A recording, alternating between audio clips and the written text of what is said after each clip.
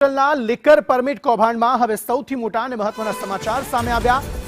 સંદેશ ન્યૂઝના સતત અહેવાલો અને પર્દાફાશ બાદ આખરે સિવિલ તંત્રને સમગ્ર સિસ્ટમમાં મોટો ફેરફાર કરવાની ફરજ પડી છે। અત્યાર સુધી લીકર પરમિટ માટેની પ્રક્રિયામાં પારદર્શકતાના અભાવ અને ગેરરીતિના આક્ષેપો વચ્ચે હવે નાણાં ચૂકવણી માટે ખાસ એપ તૈયાર કરવામાં આવી। નવા નિયમો મુજબ એપ્લિકેશન વગર કોઈપણ પ્રકારનું પેમેન્ટ થઈ શકશે નહીં અને સર્વર ડાઉન હોય ત્યારે પણ રોકડ રકમ સ્વીકારવામાં આવશે નહીં। એટલું જ નહીં, લીકર પરમિટ માટે જરૂરી મેડિકલ રજૂઆતોના નિયમોમાં પણ મોટો ફેરફાર કરાયો। હવે માત્ર NABL માન્ય લેબનો રિપોર્ટ જ માન્ય ગણાશે, જ્યારે અગાઉ કોઈપણ લેબના રિપોર્ટ સ્વીકારવામાં આવતા હતા। એક અઠવાડિયામાં નવી વ્યવસ્થા અમલમાં આવશે, એટલે કે સંદેશ ન્યૂઝના પર્દાફાશ બાદ આખરે સિસ્ટમ બદલાઈ અને પારદર્શકતા તરફ મહત્વનું પગલું ભરાયું। પણ કાઢે કે કોઈ પણ કન્ડિશનમાં કેશ પૈસા લેવા જ નહીં અને એવો ઇસ્યુ આવતો પણ નથી કે કોઈને કેશ જ આપવા હોય છે। અને ક્યારેક એવું બને કે સર્વર કે એવું ડાઉન હોય તો પણ એવા કિસ્સાની અંદર થોડીક વાર રહી ચાલુ થાય ત્યારે અથવા પછી નેક્સ્ટ ડે બોલાવીને પણ આપણે એને ભરાઈ શકીએ। અને મેઇન વસ્તુ એ છે કે જ્યારે પૈસા ભરાઈ જાય અને એનું જે ID જનરેટ થાય એ એકાઉન્ટમાં ચેક કરી અને પછી જ અહીંથી ફાઇલ મૂકવામાં આવે છે। એટલે મીન્સ કે એશ્યોર કરવામાં આવે છે કે ડેફિનેટલી આ જે તે વ્યક્તિએ પૈસા ભર્યા છે એ એકાઉન્ટમાં જમા થયા છે। એક વધારાનું ચેન્જ એ કર્યું છે। બીજું એ રીતે રાખ્યું છે કે જે ડૉક્ટર્સ એટલે MD ફિઝિશિયન કે MD સાયકેટ્રિક જે સર્ટિફિકેટ આપતા હોય છે જે તે વ્યક્તિને, તો એ GMC અને MD ડિગ્રી ધારક જ હોવા જોઈએ અને માન્યતાવાળી ડિગ્રી હોવી જોઈએ। આ સમગ્ર મામલે વધુ માહિતી સાથે સંવાદદાતા કશ્યપ જોશી જોડાઈ ગયા છે। કશ્યપ, આ સમગ્ર મામલામાં જે પ્રક્રિયા છે તેમાં મોટો ફેરફાર કરવાની ફરજ સિવિલ તંત્રને પડી છે, શું છે વધુ વિગતો? અને સંદેશ ન્યૂઝના અહેવાલ બાદ આ ફેરફાર કરવાની ફરજ પડી છે તંત્રને?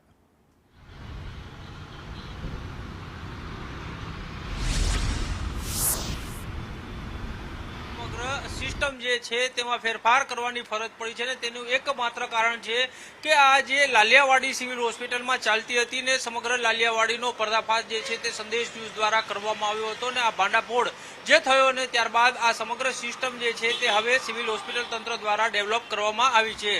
એક એપ્લિકેશન તૈયાર કરવામાં આવી છે ને આ એપ્લિકેશનના માધ્યમથી હવે પરમિટ માટે થઈ અને જે કોઈ ફીના નાણાં લેવામાં આવતા હતા અત્યાર સુધી હવે તે તમામ નાણાં જે છે તે માત્ર ઓનલાઈન આ એપ્લિકેશનના માધ્યમથી જ લેવામાં આવશે અને તેની એક ID જનરેટ થશે। તે ID અંગેનું એકાઉન્ટમાં ચેકિંગ કરવામાં આવશે ને ચેક થઈ ગયા બાદ જ ફાઇલ જે છે તે આગળ મૂવ કરવામાં આવશે। આ નવી સિસ્ટમ આખી જે છે તે ડેવલપ કરવામાં આવી છે, જેથી કરીને હવે આ સમગ્ર પ્રક્રિયા જે છે તે પારદર્શક રીતે થઈ શકે।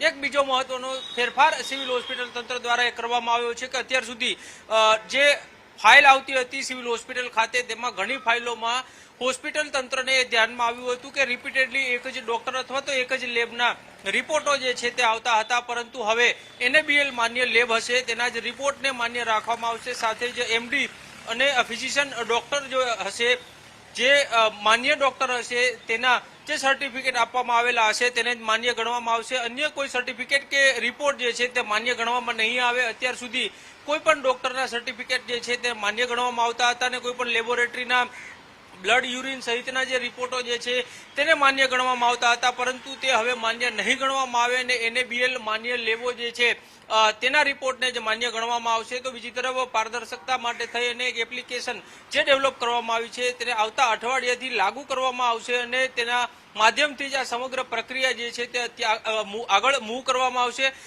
છેલ્લા ઘણા સમયથી આ પ્રક્રિયા જે છે તેને હોલ્ડ કરવામાં આવી હતી, કારણ કે આ જે સમગ્ર કૌભાંડ સર્જાયું અને 257 જેટલી આ નકલી રિસિપ્ટો સામે આવી હતી અને તે નકલી રિસિપ્ટો બાદ આખી સિસ્ટમ સુધારવા માટે થઈ અને અત્યાર સુધી આ પ્રક્રિયા નહોતી કરવામાં આવી અને હવે આગામી અઠવાડિયાથી આ જે નવી એપ્લિકેશન ડેવલપ થઈ ચૂકેલી છે તેને અમલી કરવામાં આવશે અને ત્યારબાદ જ આગળની પ્રક્રિયા હાથ ધરવામાં આવશે। આભાર સમગ્ર માહિતી આપવા માટે।